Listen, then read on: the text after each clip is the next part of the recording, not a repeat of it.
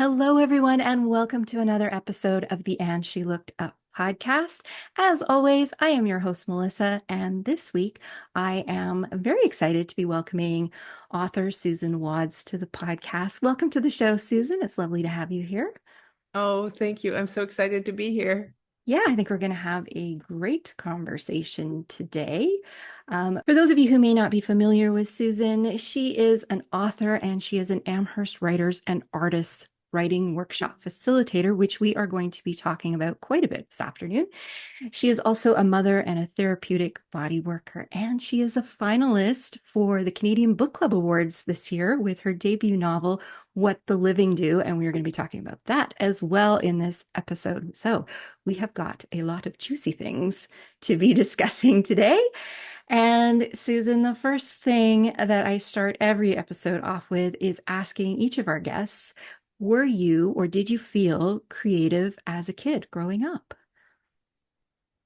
I think I was creative. I had great aspirations to be a poet and novelist, of course. I sucked at crafts.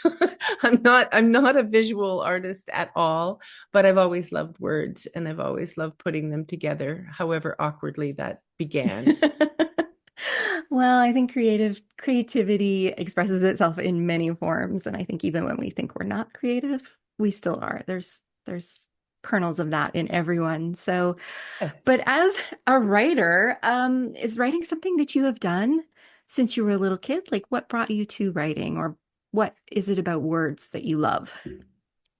Yeah, reading, of course, started that ball rolling. I had this notion. I think reading was what did it. I just thought I want to do that. I want to make those books. I read Herman Hesse and Narcissus and Goldman and wept. And I thought, oh, if I could do something that makes people cry, that would be just great. Um, and then when I read Leonard Cohen's Beautiful Losers, then that opened up a whole other realm of possibility because it's crazy. He did all kinds of very odd things in that book. And that kind of gave me the freedom as I could do anything. I could do anything. And so I'm not so smart as a child, but when I was in grade 11, I thought that I wanted to quit school to write. I mean, anyway, my parents indulged me and we went to the principal. And the principal asked me, when do you like to write? I was writing mostly poems, but also stories at the time. And I just was not into school at all and felt that I just needed to be by myself. So I said, well, I like to write in the morning. And so what they did was very clever. They said, okay, well, you write in the morning and come to classes in the afternoon. And I'm like, oh, all right. So that was me starting my great career of writing at whatever 16. And then I went to at 17, I moved to the Kootenays, and 17 through 21, I went back and forth from Ontario to BC, and living in various places in the Slocan Valley.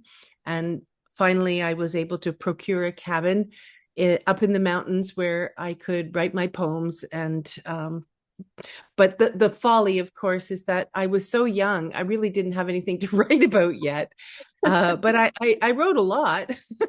Nobody gets to see that stuff. So that was sort of the beginning. The other thing that I did was again, my parents were very indulgent. At the year I turned 17, so I was 16, they let me go from London, Ontario to Quebec City and spend the summer there writing my great novel, which of course has never seen the light of day, all written by hand. I didn't have a typewriter at the time. So yeah, it's kind of in my blood. Where did you wind up going in Quebec City and having a place to write? That's so interesting to me. Well, it was kind of the olden days. Because I got a pension in Old Quebec, just not too far from the chateau, just down the road. Mhm. And I loved it because to me it was my garret. I Right. was still Virginia Woolf, looking down and Your feeling attic, very yes. provincial. So yeah, and I think it was like $7 a night or something like that. It was those were the olden days, but yeah, that Was was my there a reason you chose Quebec City or like, yes, yes? there was because the year before I had been in a student exchange where I went to live with a French family. And they thought I was far too, I don't know, risque or something for their daughter. So she never came back to Ontario with me, but I fell in love with Quebec City. So I pressed upon my parents. I was supposed to be an au pair for a business associate of my father's, but then they decided they were going to their chalet for the summer and didn't need me. I'm like, I need to go to Quebec City. So they let me go.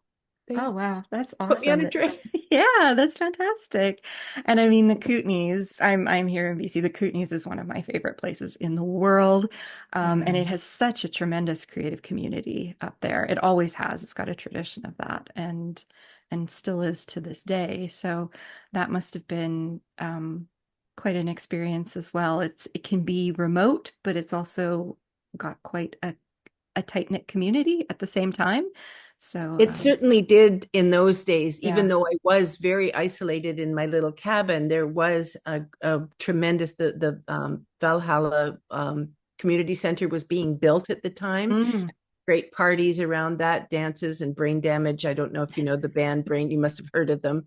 They were wonderful. And yeah, so the Valhalla Rangers, like there were all these amazing creatives. There hmm. were skit people and dancers and Yeah. singers and then there was what was that called, multifusion I think it was called, in Nelson, which was this huge sort of it was a mix of healing practitioners, and I learned square dancing and poetry readings and that sort of thing. So yeah, it was a great time. And I think it's still very vibrant, especially around Nelson. And my friend Yeah. lives in Caslow.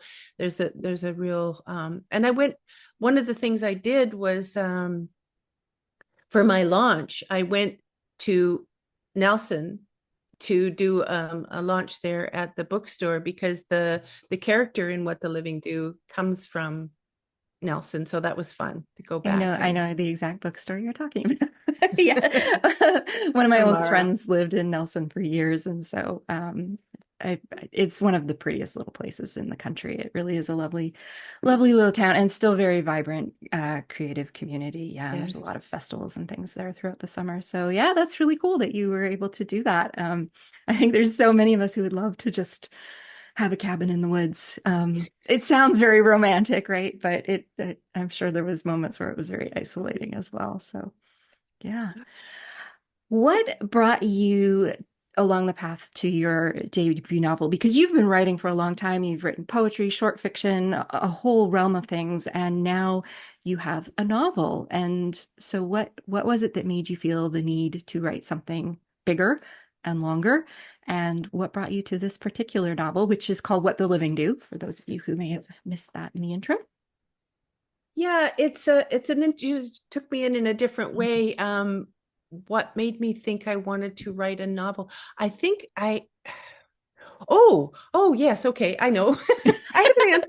Can I answer that? Yeah, because the thing was, it's as often will do with some of my novels is they start out to be short stories Okay. and then they kind of blow up on me. So this one in particular, I had written, like I had the genesis for the story, and I loosely based on my own experience, but it needed to be fiction. So I started to write it in a fictional way. Mhm. And I basically wrote the whole story in about 10 pages and gave it to a writer friend. And she read it and said, "Oh my God, it's like you're yelling. Everything is happening all at once. It's too much. It's like in your face." So I said, "Okay, well, I guess we'll have to just stretch it out and make more things happen and slow it down a bit." And yeah, and I took Sue Reynolds' a novel approach. It was a year-long course to write the first draft of your novel in the AWA, the Amherst Writers and Okay. Artists method of facilitation. And so what happens with that for me and for quite a few other writers is we get a prompt. It might be a visual prompt, or it might be a tactile prompt, or it might be a poem, and we're invited to take it in any direction that we like. So I took each prompt into my story. So it would take me in slant, it would take me in sideways, in an unexpected way. For instance, there's a fire that claims the life of both her father, the main character's father, and baby sister. And one of the prompts was a fire. So, Okay. and I realized that I needed to have her have a history that was way more dramatic than mine. So I that's what I'm sorry I had to kill them, but that's what I did. So, and it just went on until I had the book finished.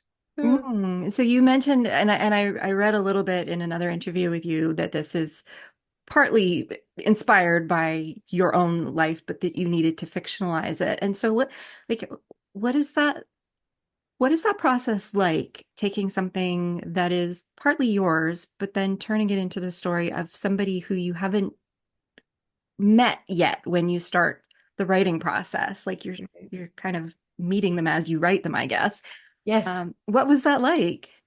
that's a great way of looking at it. I love that. I love that. I love the way you put that. It's we have to create a persona. Hmm. So the one of the other elements beside my own life with cancer, I'm fine, by the way, was I needed to find a character that wasn't me. Hmm. So their road crews, I saw someone said once, and it's actually in the book. Someone said, "Why are all the women who work, holding the stop slow signs? Why are they Hmm. all hot blondes?" And I thought, yeah, wait a minute. So what if, that hot blonde, she's not particularly hot, she's an average looking woman, but what if she wasn't holding a stop sign? What if she was down, and what would she be like if she was working alongside those men? What kind of a person would she be? Well, she'd be Mm. kind of tough. She'd be kind of tough. She'd have to, deal with those guys and their misogynistic outbursts and so on. So yeah, that's so then Brett was created. And she was definitely, well, some people say, no, I hear you in there, but I didn't think she was me. Well, I think it's impossible to write a character without some part of your voice creeping into it in some way, even if they're completely different from you. So, Yeah. yeah. The book is a finalist in the fiction category for the 2024 Canadian Book Club Awards, which is congratulations. Um, how does that make you feel, especially knowing that this is a Reader's Choice Award? So this is the public. This book has obviously resonated with a lot of people. And how does that make you feel knowing that? Kind of shocked. Yeah. Uh, well, the funny thing was in June, when I was in Nelson doing a reading, a gal came up to me and said, I just want you to know I've read your book. I'm a verified reader for the Canadian Book Club Awards. And Oh, right now okay. your book is standing at number one. I'm like, which was great because I think there were 12 people in the audience. So it was like a real boost for me. Yeah, so that was really exciting. And I thought, well, that's great. Let's see. And then when it came up that I was a finalist, like, oh my God. And I think overall, what surprised, because this book isn't a happy book. It's not a happy No, it has book. some pretty deep themes running through it. I mean, A lot. you mentioned some of them, and just for the audience, if you're not familiar with it, it talks about gender roles, survivor guilt, sexual grooming. Like, there's a lot going on in this book, so it's not a happy Yeah. happy. Suicidal ideation. It's so, I mean, it has it, by the way, just so everybody knows, it has a satisfying end. You won't hate her in the end. Um, But what surprised me is how many people have told me that not only the book resonated with them, but they identified with her. Mm, They might have been really mad at her and wanted to slap her across the face for being so resistant, but in the end, they understood, and so many people have said, I saw parts of myself in her. mm. And that surprised me because, yeah. But the biggest surprise was men who like the book. Oh, interesting. And I mean, I have 4 blurbs from really fine, author friends. But so most of the men who've read it started off being my friends. They bought it because they know me Mhm. and saying things like, this isn't the book I would have picked up for myself. But one fellow writer in Israel said, I bought a whole bunch of copies and gave them to all my men friends because they Oh, need to wow. read it. And another Wow. man said, an old friend said, I learned a lot about women. What? Set out to do that. I just wanted to tell my story. So those Mhm. are the surprises. So when I got the book club award, I thought, oh, that's divine. Yeah, it Not has. just my friends. Yeah, no, no, of course, right. It obviously resonated with a lot of people, and that has to be very rewarding, I would think. So, yes. Now, you mentioned that one of the things that got you going through this process of writing the book was the Amherst Writers and Workshop group. And you are also now a certified workshop facilitator through them. So I was not familiar with this group when I first started researching for this podcast. So maybe first of all, tell us a little bit about what the group is and what the program is like so that and the method behind it. And then maybe a little bit of how it helped you as a writer. Sure.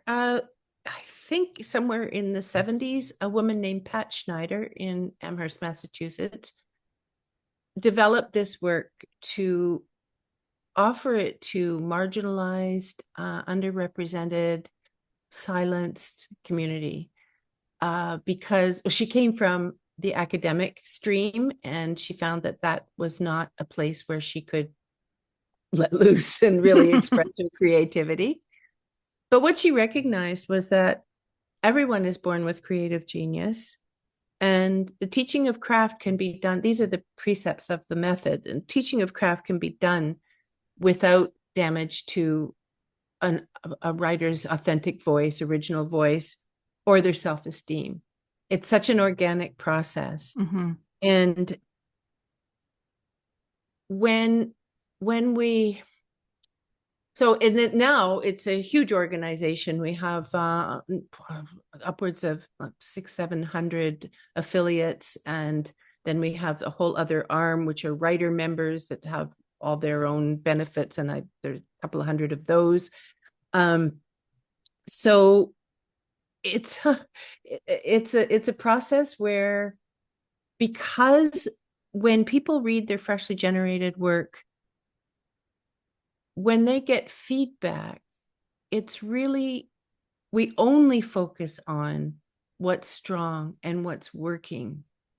No criticism, no questions about it, no pinning the author to a wall. We don't even if it is a memoir Hmm. that is or seems to be memoir, we never refer to the writer or you. We always refer to the character, the speaker, just to give that little bit of a buffer. And what that does is it creates a tremendously safe space for people to write what they need to write, because Hmm. everybody has a story to tell. And their story might be in a poem, it might be an essay, it might be a piece of fiction. And that is always wide open for, even if you come to a themed workshop that might be, I don't know, it might be a poetry workshop. You're actually not even required to write poetry. You can write whatever you want. So that just makes it safe. It makes it interesting, and we writing with other writers and hearing. And the other thing that it does is it really helps you develop your listening, because if Mm. you're listening for what's strong, what's memorable, the dialogue, the structure, anything that's strong, it's immediately going to help you figure out what works in writing. Yeah. You organically start to develop your craft. And Yeah. it's so gratifying to hear, because often people will, well, I don't want to read. Well, okay, well, I'll read, but this isn't any good. Like, shh, just read, just find out. And then there's this magic process that happens when you're reading, because we wrote for 15 minutes. We don't really know what we've written. So we read it. And even as we're reading it, it's starting to change, because we're also kind of hearing what other people are hearing. And then we get the feedback and, oh, did I do? Oh, oh, it's just so uplifting, and it makes you want to keep writing. And that's what Yes. happened to me. I hadn't written for a number of years. I went off to India and did a bunch of stuff, went to a commune. Then I raised a family and kind of got away from anything fulsome, like any big projects. And then around 2007, I was like, but I'd lost my confidence. I wanted to write. I didn't quite, wasn't quite sure what I wanted to write, but I knew I needed, I was hungry for it. Hmm. And so I was pointed by a lovely woman, Anna Mackay Smith, who is I had hired her to be my life coach, my creativity coach. And after a while, she said, I think you need AWA. I think you need Sue Reynolds. And she sent me off to a workshop. And I left the workshop crying, actually, just like, oh my Mm. God, I can do this. I can do this. And yeah, the rest is history. Yeah, you mentioned confidence there, and I think I don't think it matters if you're a writer or a painter or like I think all creatives have that what's the word I'm looking for? But sharing our work, especially in early stages where you're still figuring it out, is so uh scary for a lot of us, and it's just finding that confidence to be able to put it out there, even when you know it's not ready necessarily to be consumed by the by other people. But it's frightening, and we all know after we've done this for a while that the stuff that comes out initially is is the messy stuff, right? Like you got to get that stuff out before you can continue on refining it and polishing it and turning it into like even just developing it into what it's meant to be and at the end of the process. So it is scary to do that and to do it in front of a group of other people. I think um yeah, it's not something any of us are super comfortable with, I think. So, Yeah, it's yeah. so rewarding to watch that over time. One Mm. woman, I'm thinking this happens a fair bit, but one woman in particular, when she started writing with me, she said, "Oh, she kind of privately, she said, everybody's so good, and I don't think I'm really giving very good feedback, or, I don't really think." Oh my God! Now her writing, like this is, I don't know, a year and a half later, it's stunning, and that's the reward to see that, to hear that kind of, oh, and she's writing all kinds of stuff, is short flash stuff, memoir stuff, and she's just hit her stride. Yeah. So that's the sweetness of Yeah, I it. love this idea of just focusing on the strengths too, because often we're not even sure what our strengths are. And like you said, if she's sitting there going, it's not good enough kind of thing. But um, to get that feedback on what it is that you do so well, and that always drives us to do more of it because we got that great positive affirmation that we are good at what we're doing. So I love that. I think that's such a great way to go about it. What was it that made you decide that you wanted to become a facilitator? Like it obviously had a big impact on you because you've gone through that process now to be able to do this yourself. Yeah, I mean, I wanted to share it. I wanted to spread the love. Yeah, and I started out by doing one evening a week at first, and then I would add one full day a month. And that was great. And I loved that. And then COVID hit. I was doing, and I would do the occasional retreat, a week or long weekend or whatever. And then COVID hit and Zoom happened and we were all locked in, and that just made it blow up. Now I'm doing 5, 6 a week, and Hmm. just loving it. So what made me want to do it? Yeah, that's the simple answer. I wanted to share it. And I'm not somebody who's ever made a business plan. Everything in my life just organically happens, and I just say yes. Yes, yes, we're gonna do this. Yes. I think that's true for a lot of creatives who create for a living. I don't think very many of us ever do a business plan. And I think we all tend to get drawn by like we like interesting projects, right? That's what it's hard to say no when an interesting project lands in your lap. So yeah, so now you spend a lot of your time hosting and writing workshops. You do online, as you mentioned, and you do in person. Um, yeah, what is it about this that you find so rewarding? Because I imagine it has to be pretty rewarding to keep Oh, going. it's thrilling. It's thrilling. The voices that I get to meet. You earlier you said, "Oh, it's messy."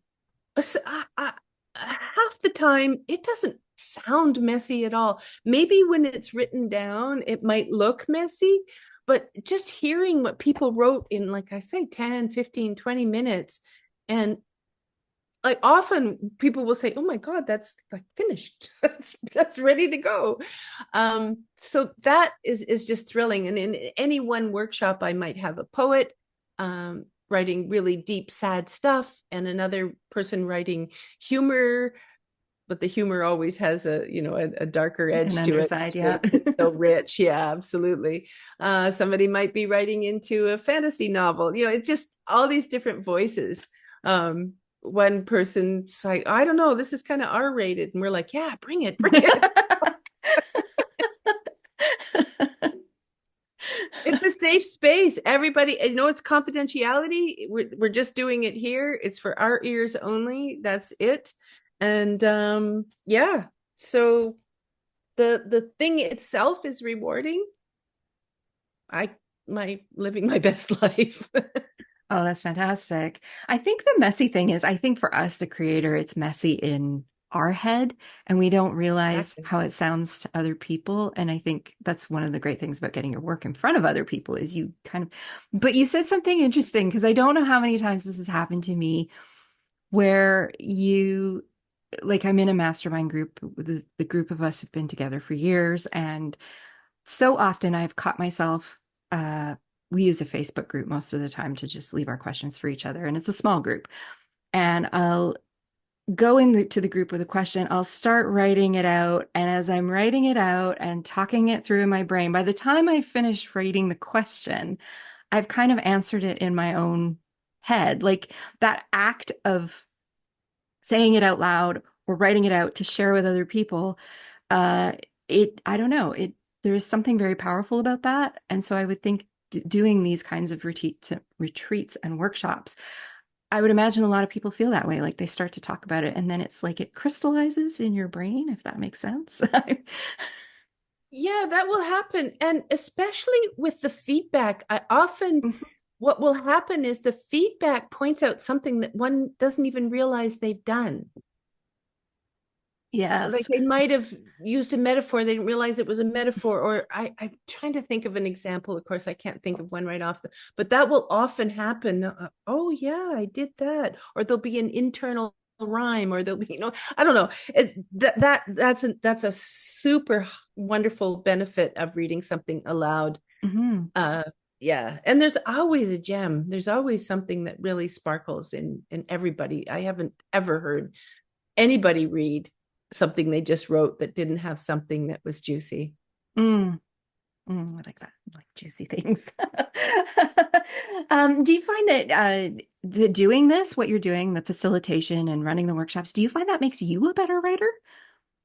Yeah, yeah. Because Obvious here's the question. thing. Well, no, but it does because I'm hearing fabulous work. Yeah. But the thing is that one of the rules of being a facilitator is that we have to write along with our participants. Oh, okay. We have to take the same risks, and we have to read at least once in every workshop and hear what people say. So what makes me a better writer is that I'm writing You do more it. than I would if I was left to my own devices. That's So super I'm writing interesting because so often. Yeah, go we ahead. always think of like workshops and retreats and things like that. The facilitator is kind of sitting over here and everybody else is sitting here and talking and you're just directing traffic, but you actually have to take part. Like that makes it really immersive and you've got to walk the walk as well, right? So, oh, I love Exactly. that. Yeah. Yeah. Yeah, and I so often I will show up and I think, oh God, I mean, I've written everything I want to write. And then guess what? The stuff comes. Isn't that, So yeah. yeah, Oh. it's brilliant. It's a brilliant method. So if somebody's coming to a retreat like this, or well, let's just talk with like an online workshop or an in-person workshop, what can they expect at this? You've kind of mentioned a few things, but what is the whole, um, what's it like for them when they walk into that room for the first time? If it's in person, what they will find is what we call an on chairs, which is a quote or a poem, which is sitting on each chair that is to be sat upon. And that has a couple of functions in an in-person one. One, it gives people, they know that that chair hasn't been taken because there's a poem on it. Right? And they have something to do, right? If they're Hmm. feeling awkward. And they also have, and it'll be something that might spark something for them that Mm. just simply delight them. So what I do in an online one is, even though I can't put it on their chair, I send it with, along with the Zoom link, I send a little, so it has a slightly different function, just Right. a sort of a little amuse-gueule, as they say, just a little taster. So that's on chairs. And then, it just depends on whether, if so somebody new is in, then we will go around and do introductions, maybe a little bit about their own writing or what they hope to do. Um, when everybody knows one another, we generally just jump in. We might do a little meditation, a little grounding Hmm. meditation to begin. And then I always do, this is just the way I run my workshops. We are free to run them pretty much any way we like, as long as we adhere to the principles and the precepts. Right. So what I like to do is give a 5-minute warm-up prompt. So when it's online, I'll put a word and a picture up and say, just, you can ignore it or use it, 5 minutes. And then we read around without any commentary. So we just get the voices in the room. And then I'll offer, mostly right now, of course, I'm doing online. So I will put a poem. Always, I like pictures and words. So usually, sometimes it'll just be a picture, but often it will be a poem or a quote and a picture. I'll read the poem, or I'll get somebody in the room to read it. And I've got a couple of wonderful readers, so I'll often just hand it over to them. And then I offer some suggestions of what they might do. This Hmm. character, you might have this character waiting for something, or give them a situation that they might put their character, you or your character, in memory or imagination, is kind of the way that we roll Okay. into the prompt. And then I do a timed writing. I give them a warning at about 2 minutes and then a few seconds to wrap up. Then I move on to the next prompt, same idea. And then after that, usually I like to do a good 15 minutes so people can have time to drop in. Some people do 7 minutes, or 10. I like to do 15. I keep my groups small. I keep them to 6 people plus me. So nice and intimate. Yeah. Yeah, exactly. And then when it's time to read, they have the opportunity to choose between one of those pieces. So sometimes, you might write something a little too raw, a little too close to the bone. So that gives you the freedom to do that, knowing that, well, you never Mm. have to read. One never has to read. One never has to follow the prompt. One never has to read. One never has to give feedback. So we just want to keep everybody safe and comfortable. But generally speaking, once people get the swing of things, they will read and get the feedback from, depending on, if I have a full slate of 7, including me, we generally have 2 or 3 people give feedback, and I always give feedback. Right. And then I do one more prompt, and then then just one more prompt, and then they still have a choice to read the one they didn't read the first time or the second time. So that we do. And that pretty much wraps it up. And then I do what Kate Marshall Flaherty gave me, which is a found poem she calls a waterfall cento. So we find a phrase or a sentence in something we've written that day. We put it in the chat and we wait until everybody's got it in, and then we all hit go together, and then we get this sort of found poem that we Oh, read how at the cool. I end love with that. everybody's words together. So that's the online workshop. Um, I have a retreat coming up in Spain in Mm. 2025. We went there last year. I was busy this year with my book, so I didn't do an international retreat. But the place that we went to in Spain was so exquisite, so amazingly beautiful that I have to go back. so, so in May we'll go back for 10 days. Oh, that's a nice long retreat. What happens at the bigger retreats? Because in my work that I do, so many of my clients this year are doing retreats and conferences and events, and they're all creators, the people that I work with, and they are Right. just lapping it up. And I'm not able to travel right now, so I'm just living vicariously through them all. But what what do you do in your retreats? Because that is quite a few days there. So what all? Yeah. There I do my friend Sue Reynolds, who is my mentor and teacher and friend, does her retreats a little bit differently. We started out doing them together. She was leading and I was just organizing. Mhm. Uh, and the way I like to do it is so essentially, oh, I take my friend Isana. She comes everywhere with me because she teaches she teaches yoga. We call it old lady yoga. It's basically rolling around on the floor. It's a lot of meditation, so nobody needs to be shy because they don't do yoga, because it's a little bit of stretching, a lot of breathing, and it's just beautiful. We do that first thing in the morning, then we go for breakfast, and then we gather to do essentially but now we're in person, so I can give them things to hold. Often Mm. I'll have them close their eyes, and feel something and feel it and smell it and whatever, and then open their eyes and then write about it as a Mhm. warm up, as opposed to just a word. So that's one way I do that. And then I basically roll it out the way I just described. But we're there because now we're talking 12 people, Yeah. 12, 15 people. So we're there for 3 hours. And then we have lunch. And then do whatever you like. And this place is gorgeous. It's got all these wonderful places to just chill out, and lounges, and there's a pool, Mm. and there's places to walk and relax and read and write, do whatever you like. And you have basically well, we finish at, I think, 1. So yeah, you have until like 6 o'clock when we have dinner to just do whatever you want. It's so restorative. People are tired. Yes. Sue hers are much more thrilling. She goes everywhere. It's also, she's like Amherst mama, but she goes to places in England and Italy where famous writers are, and she does these excursions every day. She does the morning similar to what I do, and then Right. she's and I'm just getting a little too old for that. I mean, wonderful. We've got the energy, just go for it. But mine, I really like to just stop. And then one day we do an excursion. Mm. So after the writing, I think we eat, and then we head out. We went to Rhonda and we had a walking tour where we visited places where Rilke was, Hemingway, Orson Welles, which I didn't even know he was there.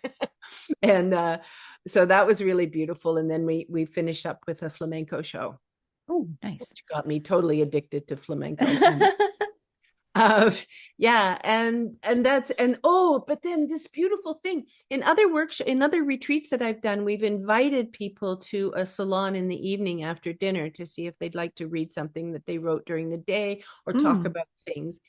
It's been, people kind of few people here and there. It's been nice, casual getting together. This one in Spain, every day, are we going to do salon tonight? And they all gathered together. We had Oh, great conversations. One fellow was talking about this amazing documentary that he's doing, had us riveted. Um, just it was so lovely. Someone would ask a question: how do you determine what's great in art? How do you distinguish between good art and great art? Oh my God. And just, yeah. yeah, Yeah. so that was a lovely way to wrap up the evening. And it surprised me. I offered it, and wow, it just took off. People were like lining up to get to the salons. Yeah, in my previous business, we used to run conferences and workshops as well, and we did a retreat at one point. And the thing that we always, we would send out the survey afterwards, asking for feedback and everything. And the thing that just came across every year loud and clear is like, loved it, love getting to see everyone, wish there was more time to just chat and get to know each other. So every year we would build in more time for everyone to, and we would still get that feedback. Like I honestly think, I used to joke, we could just get rid of the workshops and the sessions and stuff, and we could just put them all in a room and they would be very happy for 3 days just chatting because there was just this, I think creating can be very solitary at times, regardless of what aspect of the arts you're in. And to get to sit down with other people and feed off one another, which is kind of what it is. You're bouncing ideas and you're having those conversations, and you never know what's going to come out of them. And the relationships that you develop in those kinds of environments. It's Yeah, that yeah. was beautiful to see, especially last year, how these people were forming friendships and going Mm, on hikes together. People just met yeah. and forming these bonds. It was beautiful. It's And lovely. what I did was I made a book, also bouncing off of Sue's idea.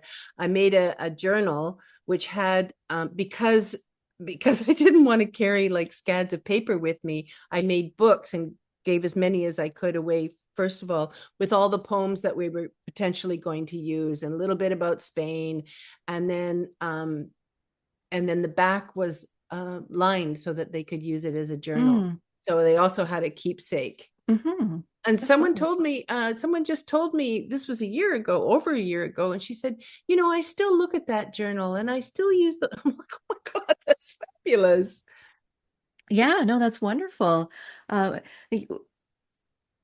we just before we started recording, you and I were just talking. I've been recording all day today, and last week I was recording a lot for upcoming episodes for the season. And one of the things I had mentioned is that this kind of underlying theme has shown itself in all these interviews I've done this week, where connection and community are what everyone is talking about this year and what everybody is searching for and looking for. And you mentioned that that you feel this is part of the pandemic, which I absolutely agree.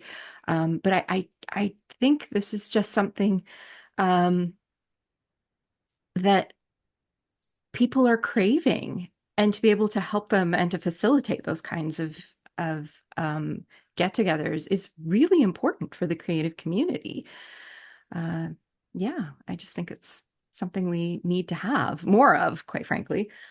Yeah. Yeah, the community it's really important. And like you say, creating is usually solitary.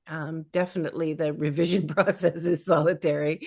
Uh, but it's so wonderful to have a community, to have that support. Hmm. And I think it's new. Like this is when I was saying about the pandemic and everything, it was more about the recognition, just because we'd been locked in, and then it was like, you know what, we need this uh Hmm. more than ever. And it's to have, yeah, I don't, it's just so important to me. And I love, right, I love all these people. Most of these people I've never met in the flesh.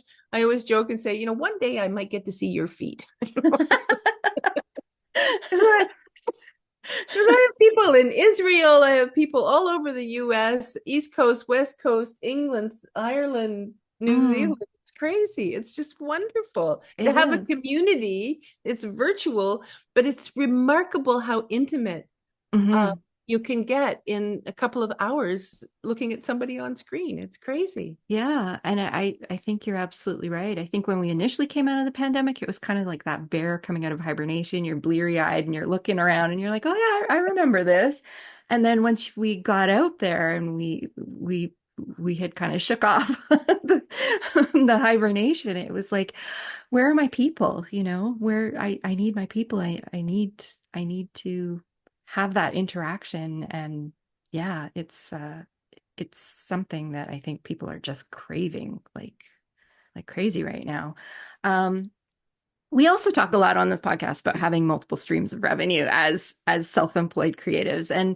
And I think a lot of us don't realize how creating these kinds of safe environments, because I think that's important, making it safe, for our fellow creatives to work in, hone on their craft, meet others doing same or similar things.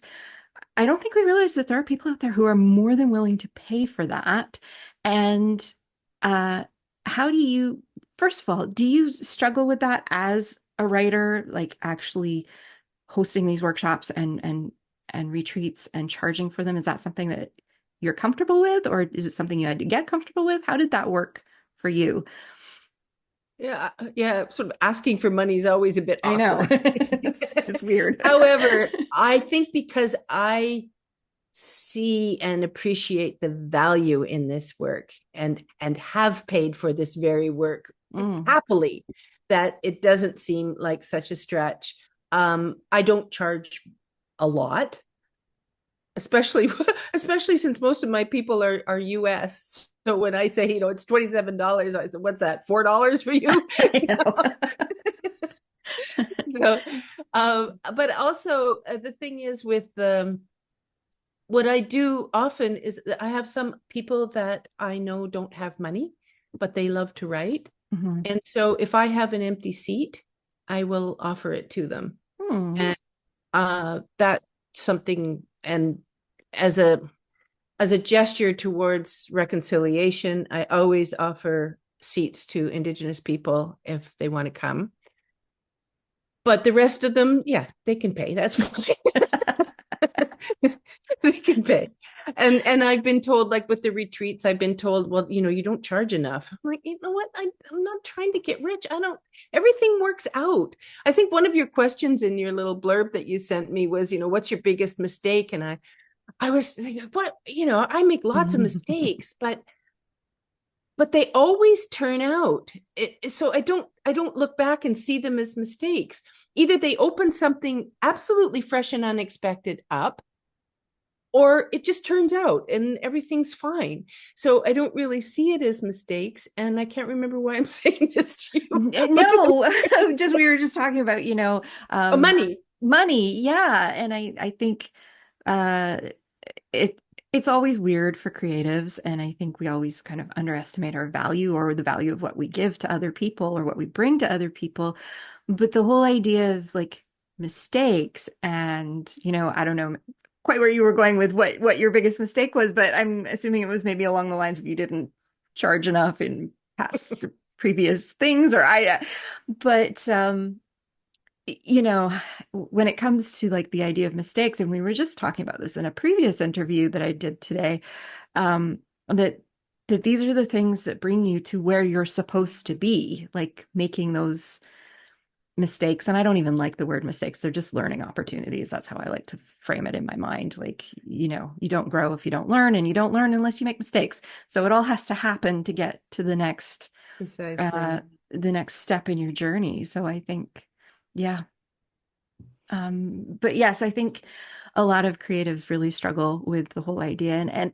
But I think where I was kind of going with that is that so many creatives, whether they're writers, artists, woodworkers, whatever it is that they might be doing, don't realize that doing these kinds of things is a very viable way to earn additional revenue and still be very immersed in what it is that you love to do, and sort of foster that love in other people. And I think that's actually very rewarding for a lot of us when we actually step out of our comfort zone and do something like that. Did you have to step out of a comfort zone to start doing workshops and retreats, or was that something you just felt at home with right away?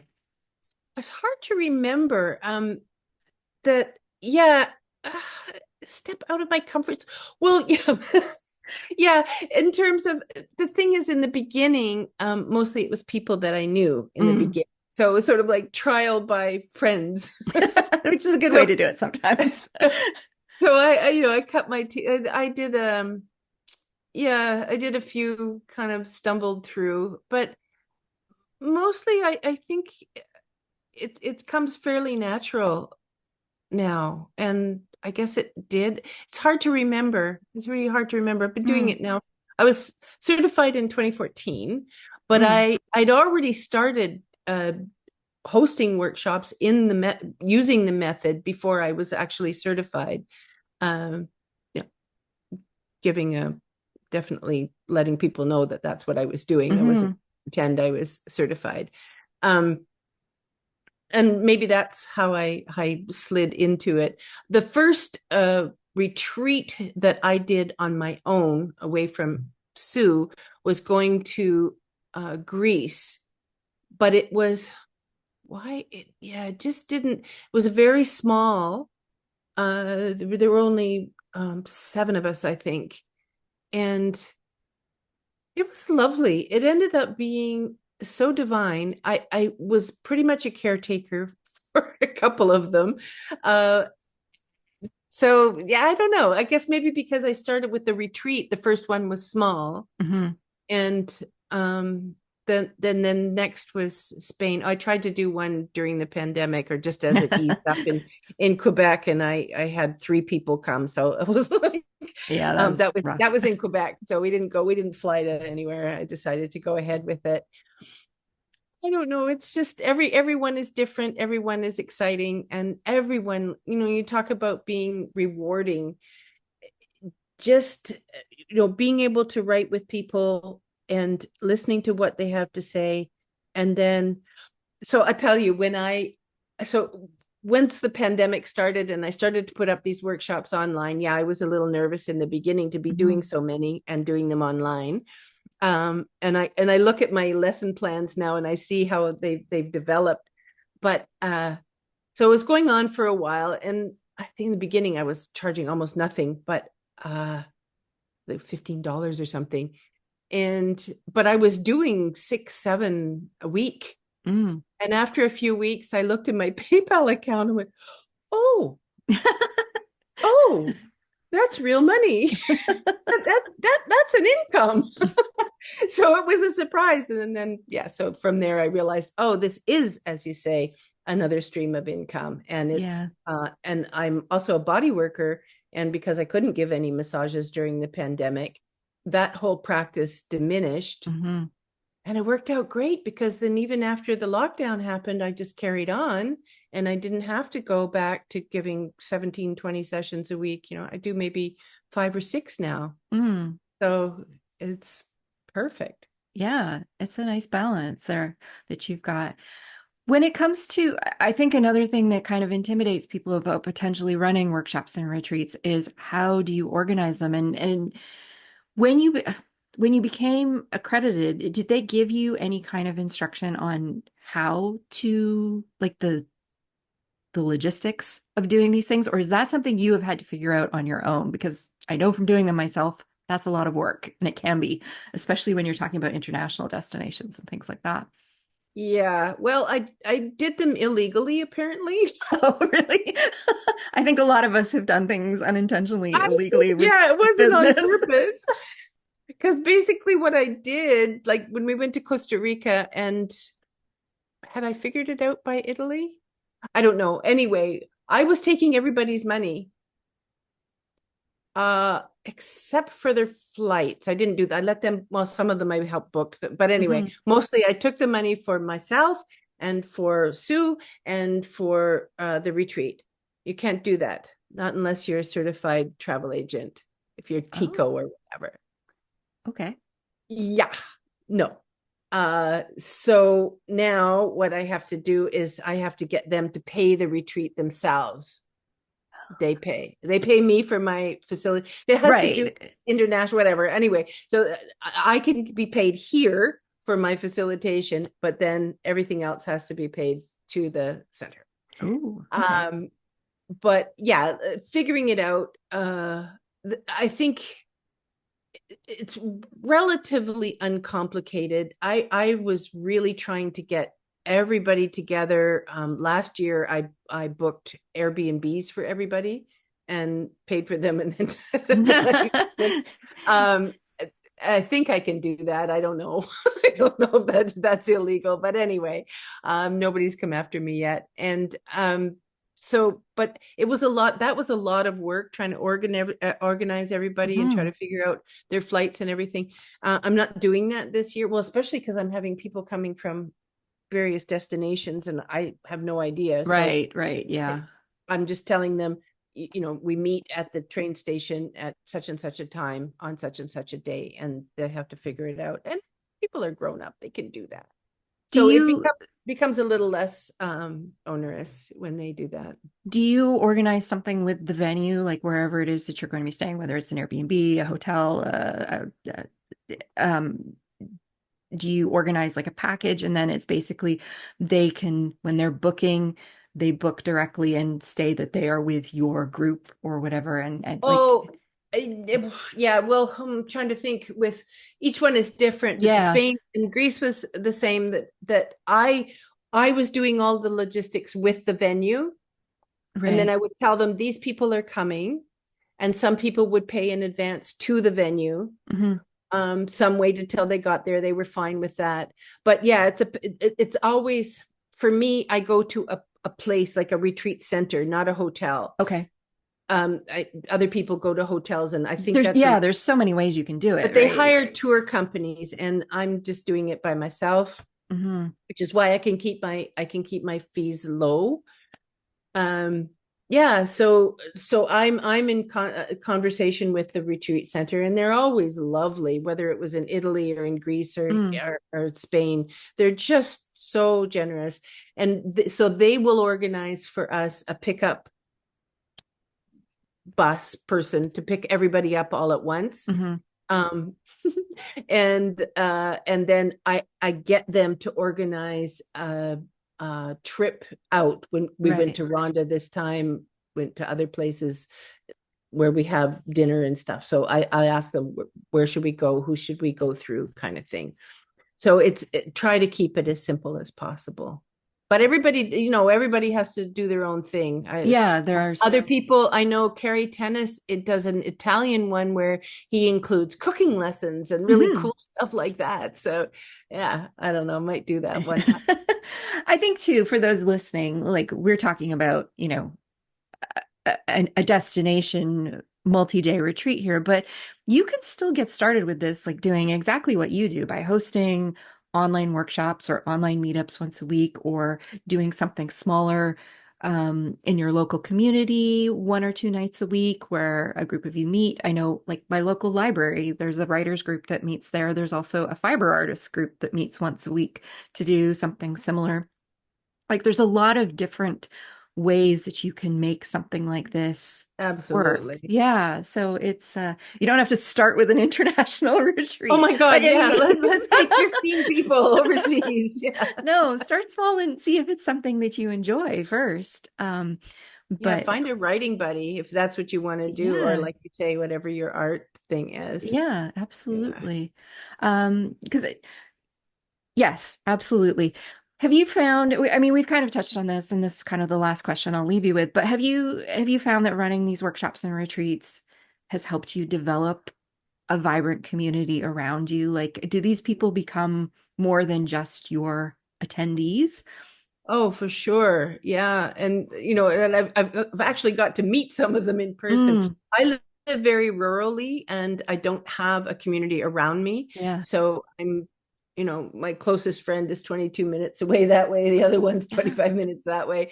I don't, yeah, I just don't have a close community physically Yeah. close to me. But I feel like, I think I said earlier, I just feel such love for the people that show up. And then when we get to go away together, it's awesome. It's Hmm. just, yeah, so that was really lovely to meet some of the people I've only met online, to meet them in person. Yeah. It's fabulous. I think that's a uniquely Canadian thing too. We forget how much of this country is rural. Like if you live in downtown Toronto or downtown Vancouver, downtown Montreal, you can find a writing group to join. You can, but when you're further out, it is harder. Sometimes you have to make that happen for yourself. So that's a great way to do it. I mean, hosting a workshop for purely selfish reasons so that you can build a community around you. I don't think there's anything wrong with that. Um, So it has been lovely having you on the show today. What is next for you? You mentioned you've got a retreat going to Spain next year. Um, and yeah, what else have you got in the works?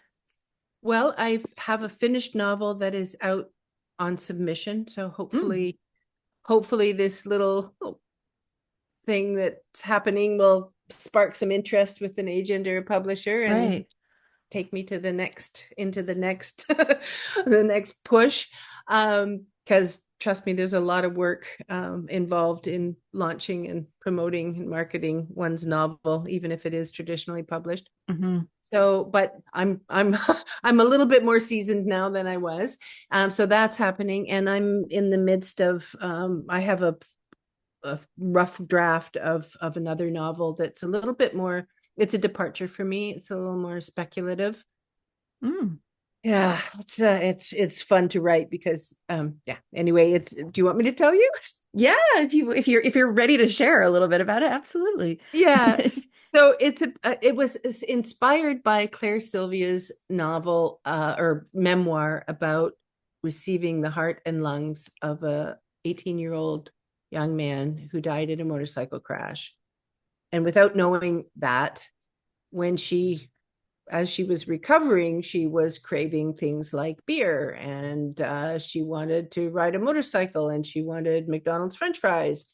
Which was like, what? Apparently, he died with some McDonald's French fries in his jacket. Um, so, anyway, that I just, my head kind of exploded about, well, what? I thought we were here, you know? And so, and it goes, it's much more, her memoir is much more than just that because she gets his name comes to her, she dreams him, she lives with him. Mm. So I did a whole what if the heart and lungs are fully conscious and they want out? Oh, So that's I've got a 51-year-old woman with the heart and lungs of a 25-year-old man who doesn't die in a motorcycle crash. He dies in a plane crash. But anyway, yeah, so it's told in two voices, the voice from the inside and the voice on the outside. mm, So I'm having a interesting. lot of fun with it. Yeah, yeah. Oh, that is kind of interesting. Oh, I'll have to look out for that and see if you. It's got to finish it. So, for those who are listening, where can people find you online if they would like to learn more about your retreats and what you do, but also where can they find your book? My website is writeyourwayin.ca. And the book is called What the Living Do. What the living And do?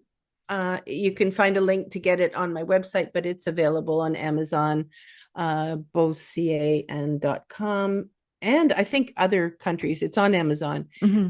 Uh, I have an audiobook coming out. I don't know when, but I did get to choose the narrator, which was really exciting. Oh, And cool. yeah, and so I'm really excited about that, but it's not out yet. It will be. All right, so everyone watch for it. What the Living Do is, as we mentioned, nominated. It's a finalist, not just nominated, finalist for the Canadian Book Club Awards, which I believe are awarded in January. Yeah. So yeah, so keep an eye out for that. But if you have a book club and you haven't read the book, it might be one that you want to pick up and give a whirl with your group. We will put links to all of this in the show notes, everyone, so you don't need to worry about spelling or any of that kind of thing. So you'll be able to click right through. And yes, Susan, it has been great having you on the show this week. I really enjoyed getting to chat with you. Thank you so much. Yeah, it's been great fun. Thank you. Yes. And for those of you listening, thank you so much for joining us. We will be back in 2 weeks with another brand new episode, and we will talk to you all then. Thanks for listening.